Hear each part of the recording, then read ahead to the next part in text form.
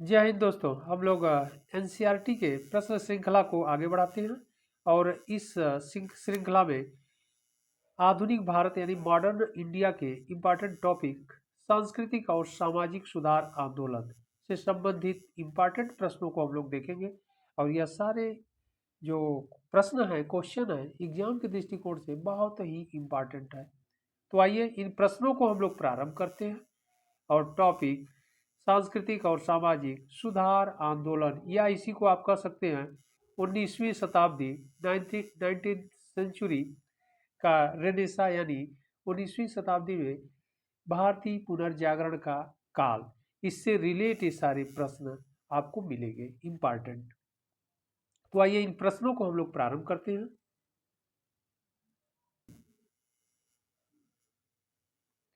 पहला प्रश्न है क्वेश्चन नंबर 1, ब्रह्म समाज का सिद्धांत किस पर आधारित है? ऑप्शन ए है नास्तिकता पर, ऑप्शन बी अद्वैतवाद पर, ऑप्शन सी मूर्ति पूजा पर, ऑप्शन डी कह रहा है बहुदेववाद पर। इसका सही आंसर होगा बी, अद्वैतवाद पर आधारित था। बहुत इंपॉर्टेंट क्वेश्चन है, कई बार एग्जाम में आपसे पूछा गया है। एक्सप्लेन को भी हम लोग देख लेते हैं। एक्सप्लेन भी नॉलेजेबल है। ब्रह्म समाज की स्थापना 20 अगस्त 1828 को राजा राम मोहन राय द्वारा कलकत्ता में की गई। यह भी प्रश्न आपसे पूछा जाता है, बहुत इंपॉर्टेंट है। ब्रह्म समाज की स्थापना किसने की? तो राजा राम मोहन राय के द्वारा। कब? 20 अगस्त 1828 को। कहाँ पर? कलकत्ता में। इसे हिंदू धर्म का प्रथम सुधारवादी आंदोलन माना गया। ब्रह्म समाज का स्वरूप भारतीय था और इसे अद्वैतवादी हिंदुओं की संस्था कहा जाता था।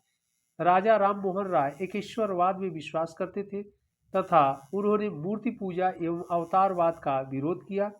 उनके उपदेशों का सार सर्वधर्म समभाव था। ओके, तो यह एक्सप्लेन भी नॉलेजेबल है।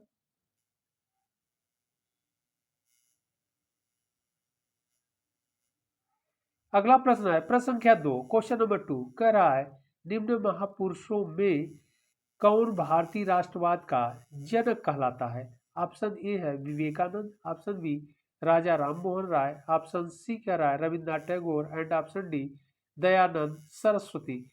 इसका सही आंसर होगा बी, राजा राम मोहन राय को भारतीय राष्ट्रवाद का जनक कहा जाता है। ओके,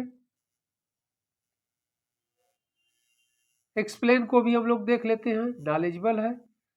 राजा राम मोहन राय को भारतीय पुनर्जागरण का पिता तथा भारतीय राष्ट्रवाद का जनक माना जाता है। इन्होंने तत्कालीन हिंदू समाज में व्याप्त बुराइयों को समाप्त करने के लिए 20 अगस्त 1828 को कलकत्ता में ब्रह्म समाज की स्थापना की। मुगल शासक अकबर ने राम मोहन राय को राजा की उपाधि यानी टाइटिल ऑफ किंग, राजा की उपाधि प्रदान की। सामाजिक सुधार के क्षेत्र में राम मोहन राय के प्रयासों के फलस्वरूप लॉर्ड बेंटिंग ने 1829 ईस्वी में सती प्रथा को प्रतिबंधित कर दिया। यानी जो समाज सुधार के क्षेत्र में राजा राम मोहन राय का जो प्रयास था, उस प्रयासों के फलस्वरूप लॉर्ड विलियम बेंटिंग पूरा नाम था, तो लॉर्ड बेंटिंग ने 1829 में सती प्रथा को प्रतिबंधित कर दिया। क्योंकि भारतीय समाज कह लीजिए या सनातन धर्म के समाज में जो सती प्रथा एक बुराई के रूप में, एक कुरीति के रूप में थी। राजा राम मोहन राय ने इसका विरोध किया और उस समय तात्कालिक जो गवर्नर जनरल थे लॉर्ड विलियम बेंटिंग, इन्होंने 1829 में कानून बना करके इस सती प्रथा को प्रतिबंधित कर दिया या फिर समाप्त कर दिया। ओके, अगला प्रश्न प्रश्न संख्या 3, क्वेश्चन नंबर 3, प्रार्थना समाज का संस्थापक कौन था?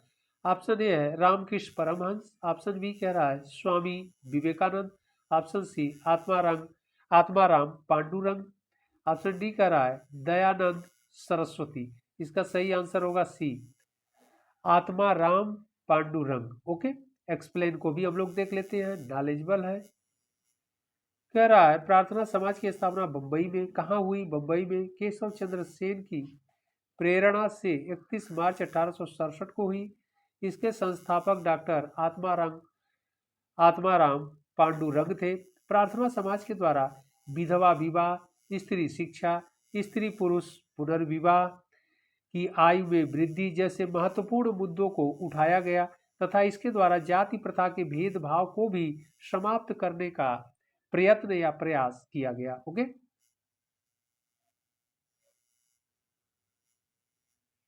अगला प्रश्न, प्रश्न संख्या 4, क्वेश्चन नंबर 4। स्वामी दयानंद सरस्वती ने आर्य समाज की स्थापना 1875 ईस्वी में कहाँ की? 1875। ओके, वे कहाँ की? Option A Bombay, option B Lahore, option C Nagpur and option D Ahmednagar. इसका सही आंसर होगा ए, बम्बई में। एक्सप्लेन को भी हम लोग देख लेते हैं, नॉलेजेबल है। स्वामी दयानंद सरस्वती द्वारा 1875 ईस्वी में बम्बई में आर्य समाज की स्थापना की गई। बाद में 1877 ईस्वी में इसका मुख्यालय लाहौर बनाया गया। आर्य समाज का मुख्य नारा था वेदों की ओर लौटो, go back of Vedas. Okay, उन्होंने अपने उपदेशों का प्रचार आगरा से प्रारंभ किया तथा झूठे धर्मों का खंडन करने के लिए पाखंड खंडिनी पताका फहराया। आर्य समाज ने छुआछूत, जाति प्रथा,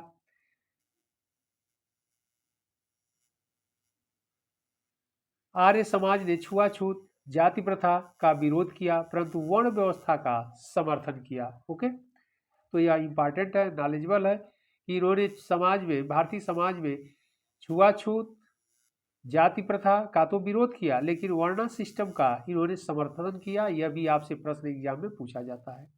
और यह इनका जो नारा है वेदों की ओर लौटो, यह भी बार बार आपसे एग्जाम में पूछा जाता है।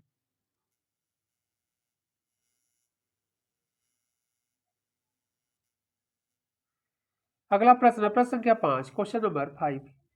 एम.सी. सीतलवाड़, बी.एन. राव तथा अल्लादी कृष्णा स्वामी अय्यर प्रख्यात सदस्य थे।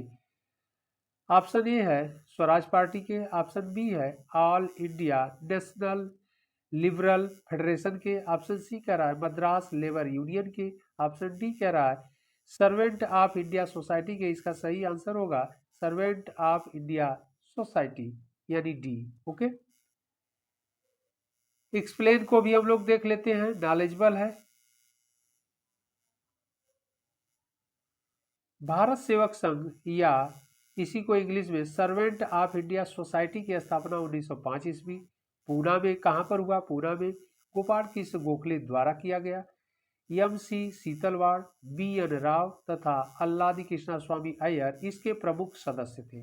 ओके, तो यह भी इंपॉर्टेंट हो गया कि इसका जो कहाँ पर किया गया? पुणे में किया गया, 1905 ईस्वी में किया गया। और किसके द्वारा? गोपाल कृष्ण गोखले के द्वारा। और इस संस्था के जो सदस्य थे एम.सी. सीतलवाड़, बी.एन. राव, अल्लादी कृष्णा स्वामी अय्यर, यह भी आपसे एग्जाम में पूछा जाता है। गोखले यानी गोपाल कृष्ण गोखले का मानना था कि जब भारतीय शिक्षित होंगे तो ही उनका विकास होगा और साथ ही वे पश्चिमी शिक्षा प्रणाली से भी अत्यधिक प्रभावित थे। यद्यपि गांधी जी पश्चिमी शिक्षा प्रणाली के विचार से सहमत नहीं थे। ओके, अगला प्रश्न है प्रश्न संख्या 6, क्वेश्चन नंबर 6। निम्नलिखित में से किसने 1872 ईस्वी में नेटिव मैरिज एक्ट को पारित कराने में महत्वपूर्ण भूमिका निभाई? इंपॉर्टेंट क्वेश्चन है। Option A Devendra Tagore, option B कह रहा है Ishwar Chandra Vidyasagar, option C Keshav Chandra Sen and option D कह रहा है श्याम चंद्र दास। इसका सही आंसर होगा सी, केशव चंद्र सेन। ओके, एक्सप्लेन को भी हम लोग देख लेते हैं।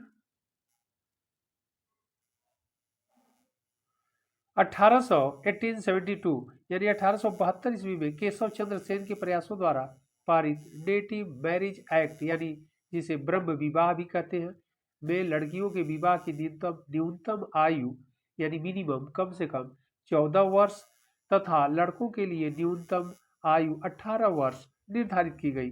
इस अधिनियम द्वारा बहुपत्नी प्रथा को भी समाप्त किया गया। ओके, तो इस प्रथा के द्वारा या इस कानून के द्वारा बहुपत्नी प्रथा पर भी रोक लगाया गया और लड़कियों के विवाह की न्यूनतम आयु 14 वर्ष और लड़कों के विवाह की न्यूनतम आयु 18 वर्ष निर्धारित की गई। और यह अधिनियम 1872 में केशव चंद्र सेन के प्रयासों से पारित हुआ, जिसे नेटिव मैरिज एक्ट भी कहा जाता है।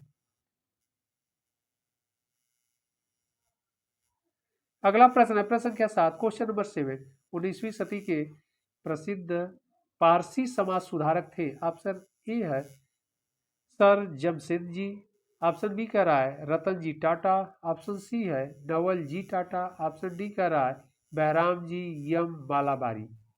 ओके, तो इसका सही आंसर होगा डी, बहराम जी यम मालाबारी। ओके, एक्सप्लेन को भी हम लोग देख लेते हैं। बहराम जी यम मालाबारी 19वीं सदी के प्रसिद्ध पारसी समाज सुधारक थे। इन्होंने बाल विवाह के विरुद्ध तथा विधवा पुनर्विवाह के समर्थन में एक पत्र का संपादन किया। बहराम जी यम मालाबारी के प्रयत्नों के फलस्वरूप 1891 ईस्वी में बाल विवाह को प्रतिबंधित करने वाला एक प्रस्ताव लाया गया, जिसे मालाबारी प्रस्ताव कहा जाता है। इसके परिणाम स्वरूप अधिसूचना पारित हुई, जिसे आयु सम्मति अधिनियम कहा गया है। ओके, जिसमें 12 वर्ष से कम आयु की कन्याओं के विवाह पर प्रतिबंध लगा दिया गया। तो इनके प्रयासों से 1891 ईस्वी में आयु सम्मति अधिनियम पारित किया गया। ओके,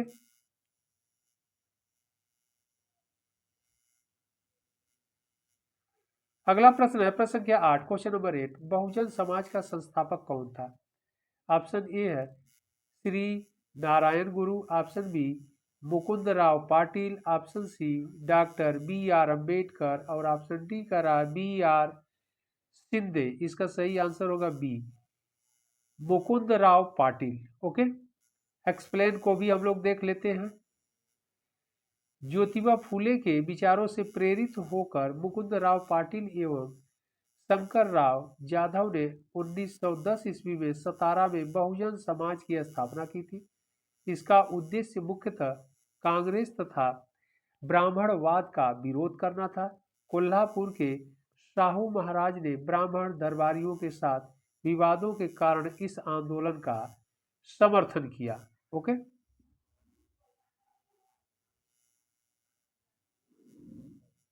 अगला प्रश्न है प्रश्न संख्या 9, क्वेश्चन नंबर 9। पिछड़े वर्गों का उत्थान किसका मुख्य उद्देश्य था? ऑप्शन ए है प्रार्थना समाज, ऑप्शन बी सत्य शोधक समाज, option C Arya Samaj, option D कह रहा है रामकृष्ण मिशन। इसका सही आंसर होगा बी। यह क्वेश्चन बहुत इंपॉर्टेंट है, कई बार आपसे एग्जाम में पूछा भी गया है। एक्सप्लेन को भी हम लोग देख लेते हैं।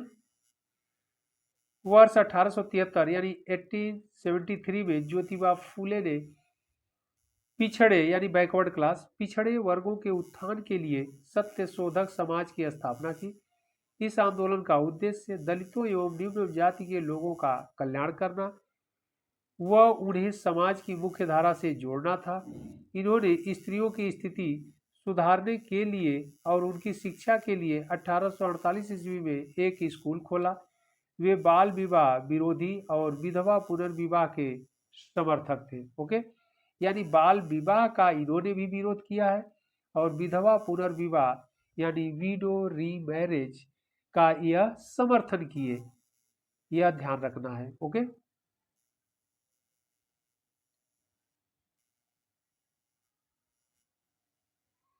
अगला प्रश्न है प्रश्न संख्या 10, क्वेश्चन नंबर 10। निम्नलिखित युग्मों में से कौन सुमेलित नहीं है?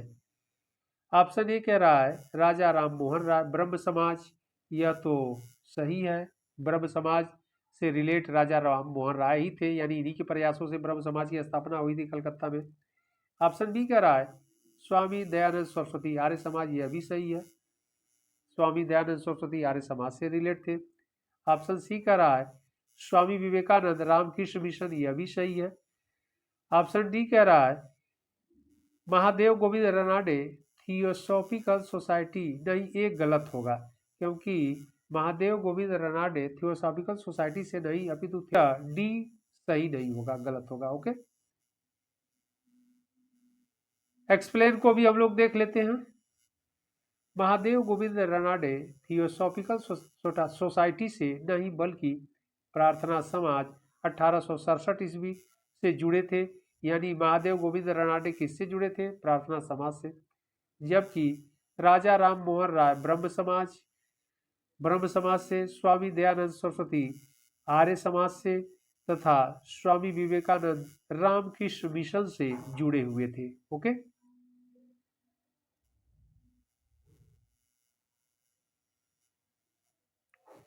अगला प्रश्न, प्रश्न संख्या 11, निम्नलिखित में से कौन एक सही सुमेलित है?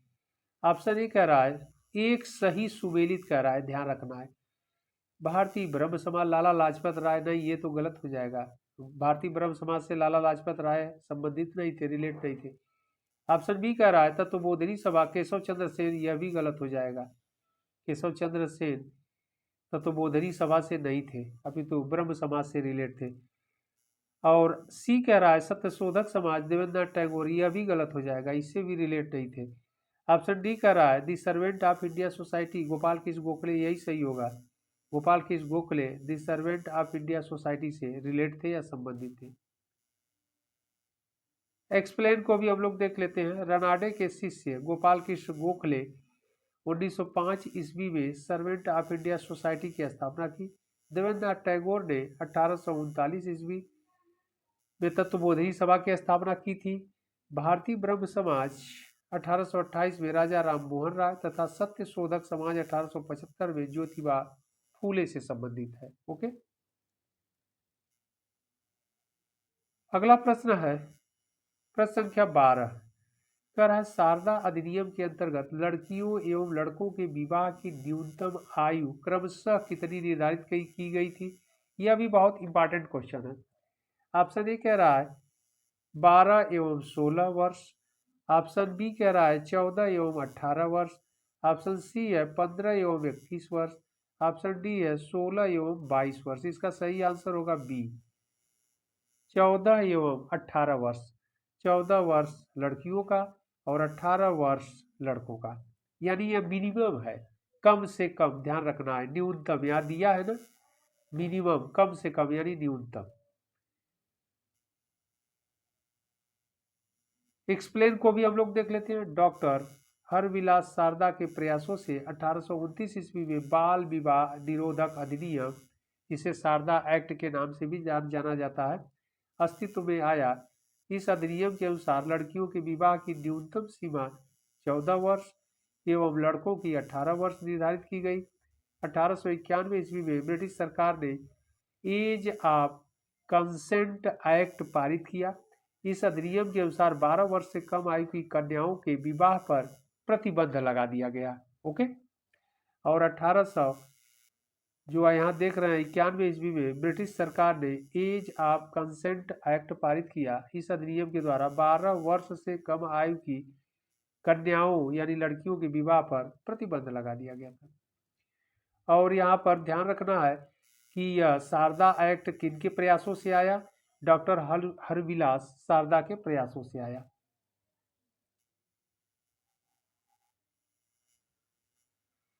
अगला प्रश्न, प्रश्न संख्या 13, निम्न में से किस वर्ग को सर्वप्रथम पश्चिमी सभ्यता ने प्रभावित किया? यह भी इंपॉर्टेंट क्वेश्चन है। ऑप्शन ए कह रहा है कुलीन जमींदार, ऑप्शन बी नवीन धनवान व्यापारी, ऑप्शन सी कह रहा है शिक्षित हिंदू मध्यम वर्ग, और ऑप्शन डी कह रहा है शिक्षित मुसलमान। इसका सही आंसर होगा सी, शिक्षित हिंदू मध्यम वर्ग।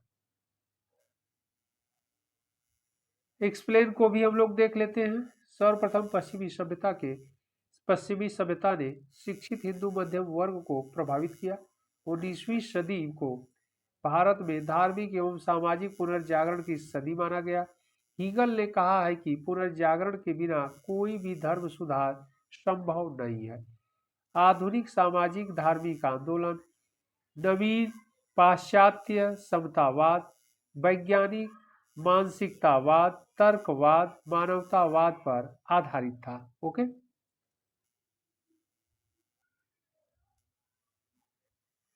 अगला प्रश्न, प्रश्न संख्या 14, कह रहा है किसने कहा कि यदि भगवान अस्पृश्यता को सहन करते हैं तो मैं उन्हें कभी भगवान नहीं मानूंगा?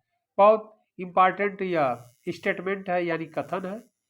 ऑप्शन ए कह रहा है B R Ambedkar, option B Bal Gangadhar Tilak, option C Lala Lajpat Rai and option D Mahatma Gandhi. इसका सही आंसर होगा बी, बाल गंगाधर तिलक।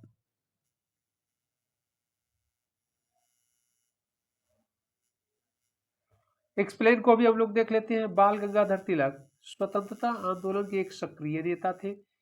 इन्हें प्राय लोकमान्य व भारत का बेताज बादशाह आदि नामों से भी जाना जाता था। तिलक अपनी राष्ट्रवादी गतिविधियों में हिंदू धार्मिक क्रियाकलापों को महत्वपूर्ण स्थान देते थे, परंतु वे अस्पृश्यता एवं जातिवाद के विरोधी थे। अस्पृश्यता उन्मूलन के लिए आयोजित एक कार्यक्रम में उन्होंने कहा था, यदि भगवान अस्पृश्यता को सहन करे तो मैं भगवान को भी नहीं मानूंगा। यह स्टेटमेंट बहुत इंपॉर्टेंट है। यानी इन्होंने अस्पृश्यता और जातिवाद दोनों का विरोध किया। ओके, और इन्हें बाल गंगाधर तिलक, यहाँ पर ध्यान रखना है, स्वतंत्रता आंदोलन के सक्रिय नेता थे। इन्हें प्राय लोकमान्य व भारत का बेताज बादशाह भी कहा जाता है, आदि नामों से जाना जाता है। अगला प्रश्न है प्रश्न संख्या 15। कह रहा है प्रश्न, थियोसॉफिकल सोसाइटी की स्थापना किसने की? ऑप्शन ए है madam H P. Blavatsky, option B कह रहा है Mahatma Gandhi, option C Raja Ram Mohan Roy and option D कह रहा है स्वामी विवेकानंद। इसका सही आंसर होगा ए, मैडम एच.पी. ब्लावत्स्की ने किया। ओके, एक्सप्लेन को भी हम लोग देख लेते हैं, नॉलेजेबल है। 1875 ईस्वी में न्यूयॉर्क में एक रूसी महिला ब्लावत्स्की और अमेरिकी सैनिक अधिकारी कर्नल ऑलकॉट द्वारा थियोसॉफिकल सोसाइटी की स्थापना की गई। कब? 1875, 1875 में। कहाँ पर? न्यूयॉर्क में। यह भी आपसे क्वेश्चन पूछा जाता है, न्यूयॉर्क कहाँ है? यूएसए यानी अमेरिका में है। ओके, आगे बढ़ते हम लोग। इसके संस्थापक भारत में जनवरी 1879 ईस्वी में पहुंचे और उन्होंने 1882 ईस्वी में मद्रास के समीप अडयार में सोसाइटी का मुख्यालय स्थापित किया। तो इसकी स्थापना, थियोसॉफिकल सोसाइटी की स्थापना 1875 में न्यूयॉर्क में हुई और भारत में कब हुई? 1882 में मद्रास के नज़दीक अडयार नामक स्थान पर इसका मुख्यालय स्थापित किया गया। ओके, यानी कब? 1882, 1882 में।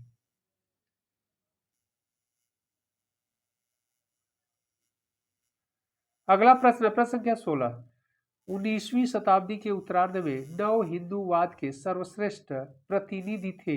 Option A Ramakrishna Paramhansa, option B Swami Vivekananda, option C Bankim Chandra Chatterjee और ऑप्शन डी कह रहा है राजा राम मोहन राय। इसका सही आंसर होगा बी, स्वामी विवेकानंद। ओके, क्योंकि यहाँ पर कह रहा है नव हिंदूवाद के सर्वश्रेष्ठ प्रतिनिधि थे, तो स्वामी विवेकानंद। एक्सप्लेन को भी हम लोग देख लेते हैं। नव हिंदूवाद का सर्वश्रेष्ठ प्रतिनिधि स्वामी विवेकानंद को माना जाता है। इन्हें 1863 से 1902 ईस्वी तक रामकृष्ण परमहंस की शिक्षाओं को साकार करने तथा उनका प्रचार प्रसार करने तथा भारतीय दर्शन का साधारण भाषा में वर्णन करने का श्रेय जाता है। 1893 ईस्वी में यानी 1893 ईस्वी में वे शिकागो गए, जहां उन्होंने विश्व धर्म संसद में भारत की ओर से सनातन धर्म की व्याख्या की थी। तो शिकागो में विश्व धर्म संसद यानी वर्ल्ड पार्लियामेंट ऑफ रिलीजन में जाकर के पहली बार वह बोले थे। ओके, तो यह बहुत इंपॉर्टेंट है, यह भी आपसे एग्जाम में पूछा जाता है कि शिकागो में विश्व धर्म संसद की स्थापना कहाँ की हुई थी? शिकागो में। कब? 1893 में, जहां पर स्वामी विवेकानंद ने अपना भाषण दिया था।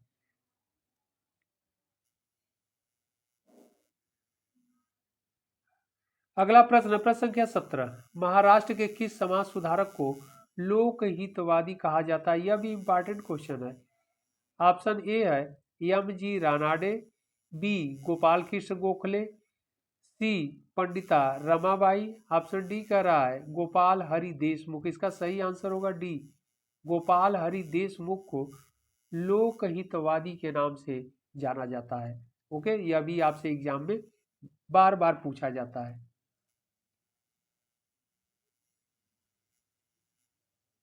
एक्सप्लेन को भी हम लोग देख लेते हैं। महाराष्ट्र के समाज सुधारक गोपाल हरि देशमुख कहाँ के रहने वाले थे? महाराष्ट्र के, यह भी पूछा जाता है।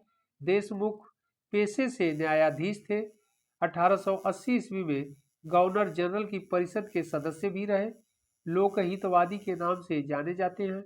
गोपाल हरि देशमुख राष्ट्रीय आत्मनिर्भरता के प्रतीक के रूप में हस्त निर्मित खादी वस्त्र पहनकर 1876 ईस्वी में दिल्ली दरबार में उपस्थित हुए थे। इन्होंने ज्ञान प्रकाश, हिंदू प्रकाश, लोकहितवादी समाचार पत्रों की स्थापना की थी। तो जो समाचार पत्र थे इनको भी आप लोग जानते रहिएगा, एग्जाम में पूछ सकता है। ज्ञान प्रकाश, हिंदू प्रकाश और लोकहितवादी। ओके,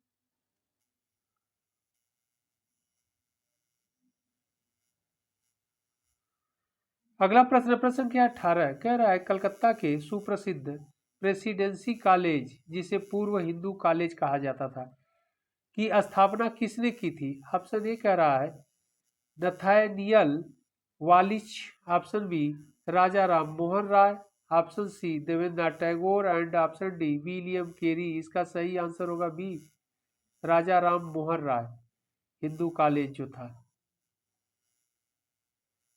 एक्सप्लेन को भी हम लोग देख लेते हैं। 1817 ईस्वी में 1817 ईस्वी कलकत्ता के सुप्रसिद्ध प्रेसिडेंसी कॉलेज यानी हिंदू कॉलेज की स्थापना राजा राम मोहन राय ने डेविड हेयर की सहायता से की। पाश्चात्य पद्धति पर आधारित उच्च शिक्षा देने वाला यह प्रथम कॉलेज था, जो कि मानवतावाद, तर्कवाद, समतावाद पर आधारित था। 1854 ईस्वी में यह कॉलेज प्रेसिडेंसी कॉलेज बन गया। ओके, तो प्रेसिडेंसी कॉलेज कब बना? 1854 में। और प्रारंभ में क्या था? हिंदू कॉलेज था। 1817 में इस कॉलेज की स्थापना राजा राम मोहन राय और डेविड हेयर के सहयोग से या प्रयासों से स्थापित किया गया था। अगला प्रश्न, प्रश्न संख्या 19 कह रहा है रामकृष्ण मिशन की स्थापना किसने की थी? यह भी इंपॉर्टेंट क्वेश्चन है।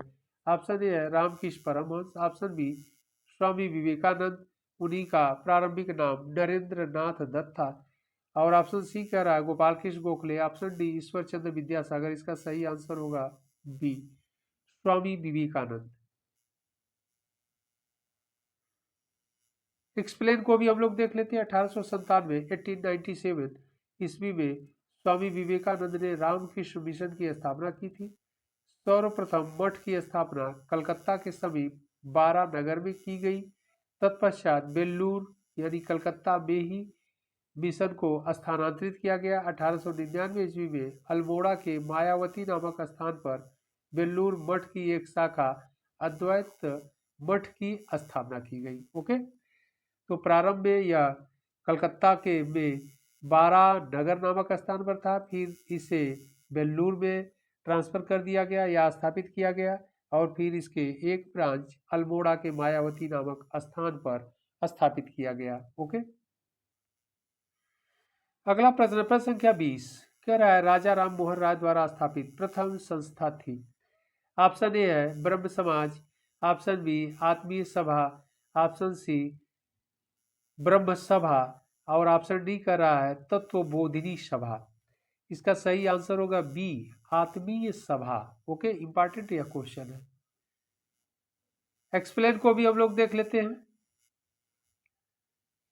राजा राम मोहन राय ने वर्ष 1814-15 में कलकत्ता में आत्मीय सभा की स्थापना की। इस संस्था का उद्देश्य एकेश्वरवाद के मत का प्रचार करना व दर्शन एवं सामाजिक सुधारों पर चर्चा करना था। 1823 ईस्वी तक यह सभा निष्क्रिय हो गई।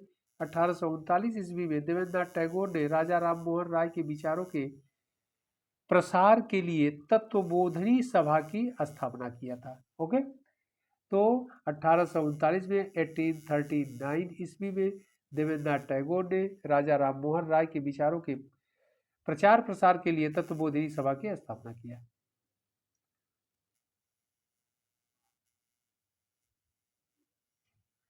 अगला प्रश्न है प्रश्न संख्या 21 क्वेश्चन नंबर 21 निम्नलिखित में से कौन एक सही सुमेलित है? एक सही सुमेलित हम लोगों को निकालना है। ऑप्शन ए कह रहा है महात्मा गांधी मूक नायक, नहीं मूक नायक महात्मा गांधी का नहीं है, ये पत्र इनका मूक नायक नहीं है। ऑप्शन बी कह रहा है बाल गंगाधर तिलक यंग इंडिया, इनका भी नहीं है। ऑप्शन सी कह रहा है एनी बेसेंट कॉमनवेल्थ, यह सही है, कॉमनवेल्थ एनी बेसेंट का है। और ऑप्शन डी कह रहा है बी आर अम्बेडकर केसरी, यह भी नहीं होगा, केसरी बाल गंगाधर तिलक से रिलेट है यानी संबंधित है। इसका सही आंसर क्या होगा? सी होगा। Okay, Commonwealth Annie Besant.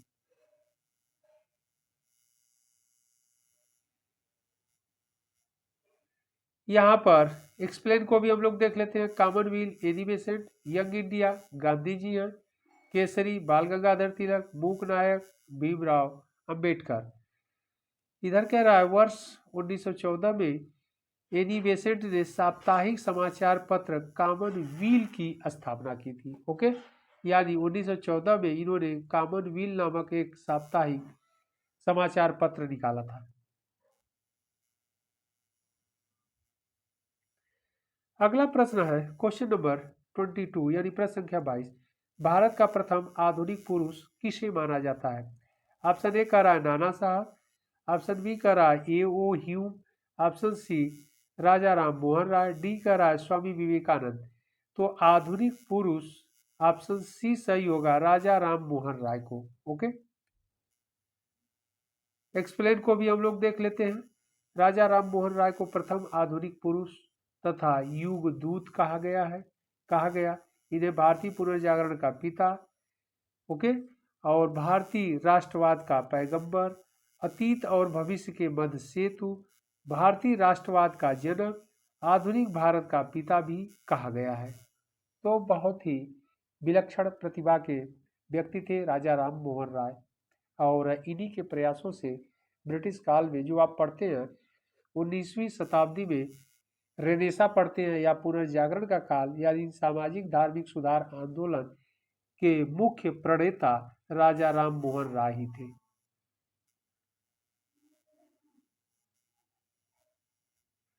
अगला प्रश्न, प्रश्न संख्या 23 क्वेश्चन नंबर 23। राम मोहन राय को राजा की उपाधि, टाइटिल ऑफ किंग, राजा की उपाधि किसने दी थी? ऑप्शन ए कह रहा है लॉर्ड विलियम बेंटिंग ने, ये नहीं होगा। बी कह रहा है अकबर द्वितीय, अकबर द्वितीय ने, हम लोग डिस्कशन भी कर चुके हैं। ऑप्शन सी ब्रह्म समाज के अनुयायियों ने, ये नहीं होगा। ऑप्शन डी कह रहा है सती प्रथा का विरोध करने वाले बुद्धिजीवियों ने, यह भी नहीं होगा। इसका सही आंसर क्या होगा? मुगल बादशाह अकबर द्वितीय।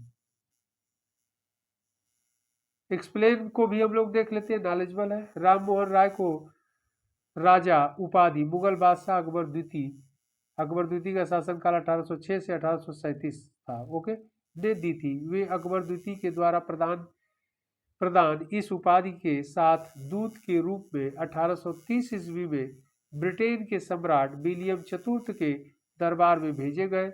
इन्हें इंग्लैंड में सम्राट से मुगल बादशाह द्वितीय को मिलने वाली पेंशन को बढ़ाने पर बातचीत करनी थी।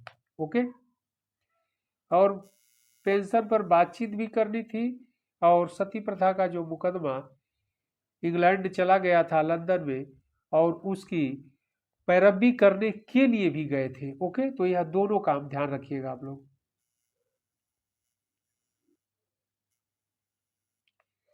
अगला प्रश्न, प्रश्न संख्या 24 क्वेश्चन नंबर 24 कह रहा है निम्नलिखित पर विचार कीजिए। 1 कह रहा है कलकत्ता यूनिटेरियन कमेटी, सेकंड कह रहा है tabernacle of new dispensation, third कह रहा है इंडियन रिफॉर्म एसोसिएशन। नीचे लिखा है केशव चंद्र सेन का संबंध उपर्युक्त में से किसकी किन की स्थापना से है? तो केशव चंद्र सेन का संबंध किससे है वह हमें देखना है। फर्स्ट कह रहा है कलकत्ता यूनिटेरियन कमेटी, इससे इनका संबंध नहीं रहा है, एक से इनका संबंध नहीं रहा है। 2 कह रहा है टेबरनेकल ऑफ न्यू डिस्पेंसेशन, इससे इनका संबंध रहा है, 2 नंबर सही है। थर्ड कह रहा है इंडियन रिफॉर्म एसोसिएशन, इससे भी इनका संबंध रहा है, 2 3 इसमें सही होगा। ओके, एक्सप्लेन आंसर को देख लिया जाए, 2 3 किसमें है? ए कह रहा है केवल 1 और 3, यह नहीं होगा। बी कह रहा है 2 और 3, यही सही होगा, बी इसका सही होगा। सी कह रहा है केवल 3, यह नहीं होगा। डी कह रहा है 1, 2 और 3, यह भी नहीं होगा, क्योंकि 1 तो एकदम होगा ही नहीं, गलत है। एक्सप्लेन को भी हम लोग देख लेते हैं, नॉलेजबल है। केशव चंद्र सेन महान समाज सुधारक तथा राष्ट्रवादी व्यक्ति थे।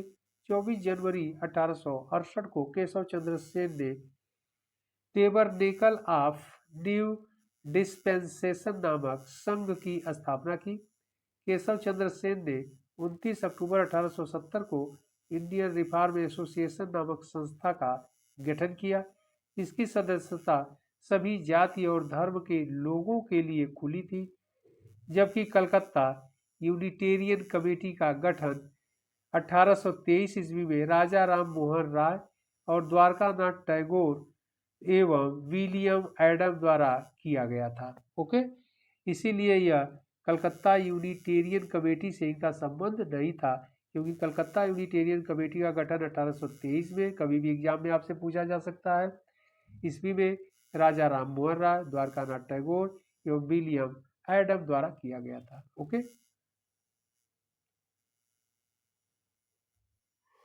अगला प्रश्न, प्रश्न संख्या 25, क्वेश्चन नंबर 25, ब्रह्म समाज का सिद्धांत आधारित है। इंपॉर्टेंट प्रश्न है, कई बार एग्जाम में पूछा गया। ऑप्शन ए कर रहा है नास्तिकता पर, ऑप्शन बी अद्वैतवाद पर, ऑप्शन सी कर रहा है एक देववाद पर, और ऑप्शन डी कर रहा है बहुदेववाद पर। इसका सही आंसर सी होगा, एक ईश्वरवाद अथवा एक देववाद पर, एक ईश्वर पर आधारित सिद्धांत था। ओके, एक्सप्लेन को भी हम लोग देख लेते हैं। ब्रह्म समाज का सिद्धांत एकेश्वरवाद पर आधारित है। ब्रह्म समाज की स्थापना वर्ष 1828 में राजा राम मोहन राय ने की थी। इसके अन्य प्रमुख सिद्धांतों में मूर्ति पूजा का विरोध, अवतारवाद का खंडन, सार्वभौम ईश्वर की उपासना पर बल आदि है। अगला प्रश्न, प्रश्न संख्या 26, क्वेश्चन नंबर 26, निम्न में से किसे राम मोहन राय के धार्मिक सामाजिक विचारों के विरोध में प्रारंभ किया गया? ऑप्शन ए कह रहा है दिग्दर्शन, ऑप्शन बी है समाचार चंद्रिका, ऑप्शन सी संवाद कौमुदी, ऑप्शन डी कह रहा है बंगाल गजट। इसका सही आंसर होगा बी, समाचार चंद्रिका। ओके, एक्सप्लेन को भी हम लोग देख लेते हैं। पत्रिका समाचार चंद्रिका का संपादन राजा राम मोहन राय के धार्मिक सामाजिक विचारों के विरोध स्वरूप प्रारंभ किया गया। इसके संपादक भवानी चरण बंदोपाध्याय थे। ये पूर्व में संवाद कौमुदी के भी संपादक थे।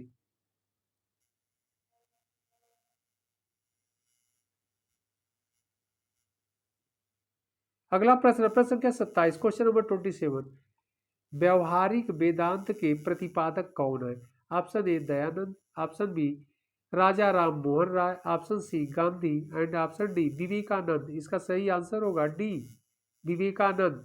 व्यवहारिक वेदांत के प्रतिपादक स्वामी विवेकानंद थे। ओके, बहुत इंपॉर्टेंट यह भी प्रश्न है। एक्सप्लेन को भी हम लोग देख लेते हैं। एक्सप्लेन क्या कर रहा है? व्यवहारिक वेदांत का अर्थ है धर्म के वेदांतों को व्यवहारिक होना चाहिए, जिससे सामान्य लोग भी आसानी से इसका पालन कर सके। इसके प्रतिपादक स्वामी विवेकानंद हैं। विवेकानंद ने 10 नवंबर 1896 के लंदन धर्म सम्मेलन में अपने भाषण में इस व्यवहारिक वेदांत के विषय में चर्चा की थी। ओके, तो यह पहली बार कहाँ चर्चा किए थे? लंदन धर्म सम्मेलन 1896 में, और 10 नवंबर को हुआ था। तो 1896 में 10 नवंबर को लंदन के धर्म सम्मेलन में इस बात को उन्होंने उठाया था अपने भाषण में। ओके, अगला प्रश्न है प्रश्न संख्या 28, क्वेश्चन नंबर 28, ब्रिटिश साम्राज्य पूरी तरह से सड़ चुका है, हर तरह से भ्रष्ट, अत्याचारी व हीन है। यह स्टेटमेंट यानी कथन किनके द्वारा दिया गया था? ऑप्शन ए है sister Nivedita, option B Savitri Bai Phule, option C है Annie Besant and option D Bal Gangadhar तिलक। इसका सही आंसर होगा ए, सिस्टर निवेदिता। बहुत इंपॉर्टेंट है, इस स्टेटमेंट को आप लोग जानते रहिएगा। ब्रिटिश साम्राज्य पूरी तरह से सड़ चुका है, हर तरह से भ्रष्ट, अत्याचारी व हीन है। एक्सप्लेन को भी हम लोग देख लेते हैं। स्वामी विवेकानंद के 1893 ईस्वी के शिकागो धर्म सम्मेलन में व्यक्त विचारों से प्रभावित होकर मार्गरेट नोबेल नामक ब्रिटिश आयरिश महिला विवेकानंद की शिष्या बनकर भारत आई, जो भारत में सिस्टर निवेदिता के नाम से प्रसिद्ध हुई। इन्होंने ब्रिटिश साम्राज्य को सड़ा हुआ व भ्रष्ट कहा था। ओके, तो सिस्टर निवेदिता जो थी, इनका प्रारंभिक नाम मार्गरेट नोबेल था। यह आयरलैंड की थी, यानी ब्रिटिश आयरिश महिला थी, यानी मूल रूप से आयरलैंड की रहने वाली थी। अगला प्रश्न, प्रश्न संख्या 29, क्वेश्चन नंबर 29, निम्न में से किसने कहा था अच्छा शासन स्वशासन का स्थापन नहीं है? ओके, इस स्टेटमेंट को एक बार फिर देख लिया जाए।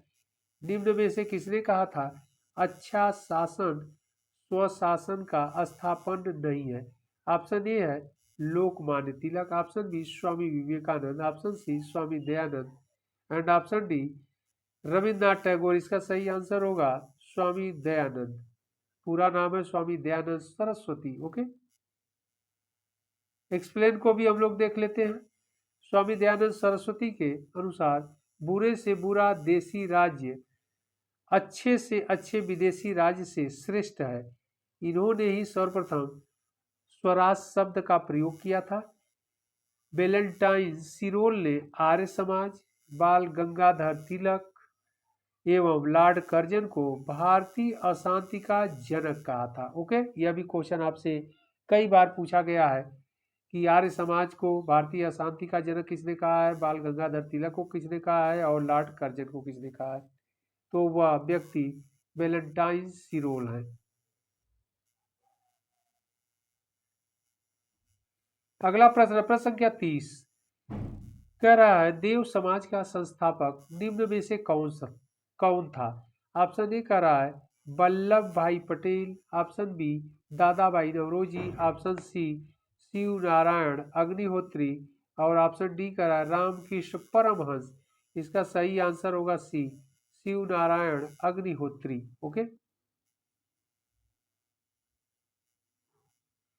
एक्सप्लेन को भी हम लोग देख लेते हैं। नॉलेजेबल है। देव समाज की स्थापना ब्रह्म समाज के अनुयायी शिव नारायण अग्निहोत्री ने 1887 ईस्वी में लाहौर में की थी। इसके प्रमुख सिद्धांतों में प्रभु की सत्ता, आत्मा की अमरता, सत्कर्मों पर बल आदि थे। इन्होंने देव शास्त्र नामक पुस्तक भी लिखी। ओके, तो यह भी इंपॉर्टेंट है, जानते रहिएगा देव शास्त्र नामक पुस्तक। अगला प्रश्न, प्रश्न संख्या 31, क्वेश्चन नंबर 31, हिंदू विधवा पुनर्विवाह अधिनियम किस वर्ष पारित हुआ था? ऑप्शन ए कह रहा 1856 में, ऑप्शन बी है 1858, option C 1859 and option D कह रहा 1862। इसका सही आंसर ये होगा 1856, 1856 में। ओके, एक्सप्लेन को भी हम लोग देख लेते हैं। एक्सप्लेनेशन क्या कह रहा है, ईश्वर चंद्र विद्यासागर के अथक प्रयासों से वर्ष 1856 में विधवा पुनर्विवाह अधिनियम पारित किया गया। विधवाओं के उत्थान हेतु प्रयासरत एक महत्वपूर्ण व्यक्ति डी के कर्वे भी थे, जिन्होंने पुणे में यानी पूना में विधवा आश्रम की स्थापना की थी। तो यहाँ पर यह भी क्वेश्चन इंपॉर्टेंट है, आपसे पूछा गया है कि पूना में विधवा आश्रम की स्थापना किसने किया था? तो डी के कार्वे थे। और ईश्वर चंद्र विद्यासागर के प्रयासों से 1856 में 1856 में विधवा पुनर्विवाह अधिनियम पारित हुआ था। तो यह इंपॉर्टेंट क्वेश्चन है। अगला प्रश्न है प्रश्न संख्या 32, क्वेश्चन नंबर 32, कह रहा है नेटिव मैरिज एक्ट किस वर्ष पारित किया गया था? बहुत इंपॉर्टेंट क्वेश्चन है, कई बार आपसे एग्जाम में पूछा भी गया है। ऑप्शन ए है 1870, option B 1872, option C 1874 and option D 1876। इसका सही आंसर होगा बी 1872। एक्सप्लेन को भी देख लेते हैं। केशव चंद्र सेन के प्रयासों से 1872 ईस्वी में नेटिव मैरिज एक्ट पारित किया गया। इस एक्ट के अंतर्गत विवाह हेतु लड़के व लड़कियों की आयु क्रमशः 18 वर्ष व 14 वर्ष निर्धारित की गई। इसे ब्रह्म विवाह अधिनियम भी कहते हैं, ये भी ध्यान रखना है। नेटिव मैरिज एक्ट अथवा ब्रह्म विवाह अधिनियम के नाम से यह जाना जाता है। और 1872 में केशव चंद्र सेन के प्रयासों से यह अधिनियम लाया गया।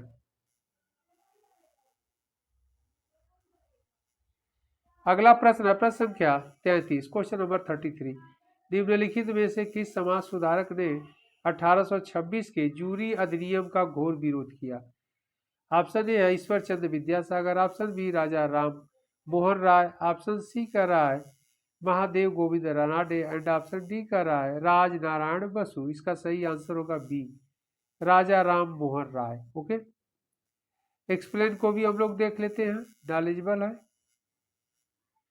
1826 ईस्वी के जूरी अधिनियम का विरोध राजा राम मोहन राय ने किया था, क्योंकि इस अधिनियम के द्वारा न्यायालयों में धार्मिक आधार पर भेदभाव प्रारंभ हुआ था।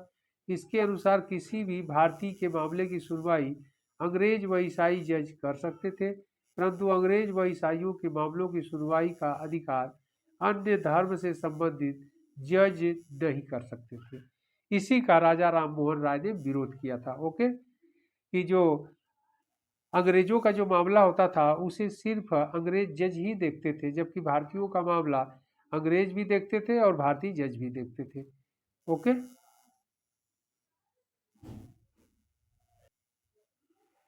अगला प्रश्न प्रश्न संख्या 34, क्वेश्चन नंबर 34। कह रहा है सर्वेंट ऑफ इंडिया सोसाइटी की स्थापना किसने की थी? Option A Madan Mohan Malviya, option B Sarojini Naidu, option C कह रहा है जस्टिस रानाडे, ऑप्शन डी कह रहा है गोपाल कृष्ण गोखले। इसका सही आंसर होगा डी, गोपाल कृष्ण गोखले के द्वारा सर्वेंट ऑफ इंडिया सोसाइटी की स्थापना किया गया था। ओके, एक्सप्लेन को भी हम लोग देख लेते हैं।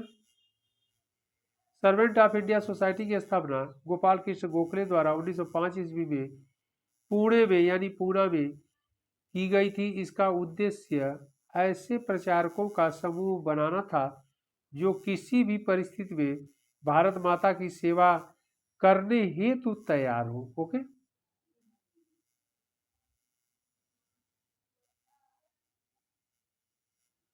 अगला प्रश्न है प्रश्न संख्या 35, क्वेश्चन नंबर 35।